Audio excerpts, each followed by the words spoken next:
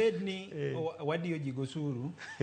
to pod kendo wakao gope mopogore opogore. Kenya pok wadhi gowi. Wasekao gope moromo chakre nyocha donj. Wasekao dope in fact ondiek wacho ni nyocha Biden osign pesa moa from Congress madhi e World Bank to one of the countries monego bed ni miyo loans momiyo sign gino en Kenya. Ok en grants. World Bank ok miga ng'ato grants nyaka nini. World Bank miyo countries loans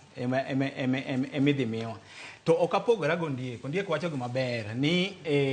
oneno ka China hinyowa lakini Amerka bende hinyowa. Ok awach ni nitie piny maber. Gima temo wacho ni nyaka wang'e dwachwa. Kwa dhi ka China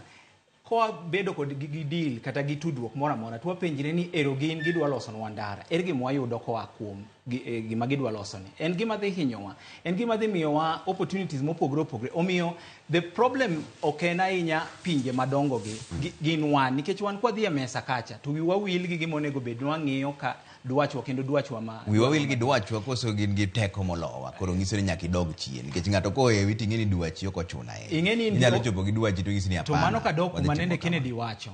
anyalo wacho ni wan gi options mang'eny wan gi options ok ni waonge options and it is not true ni America dwaro wa moingo kaka ni wadwaro America moingo kaka America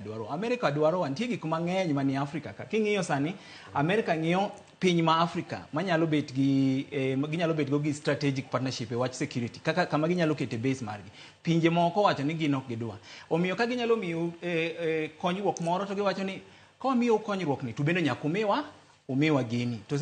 gima temo wacho ni inyalo yudo ni gima gidwaro no en gima duong' moingo gima gimiyowa omiyo asiling 20 lakini odwa kata ni adum kama nyalo hinyra batur ing'en mano koro ok en balance to daka wacho ni an koro an ng'ama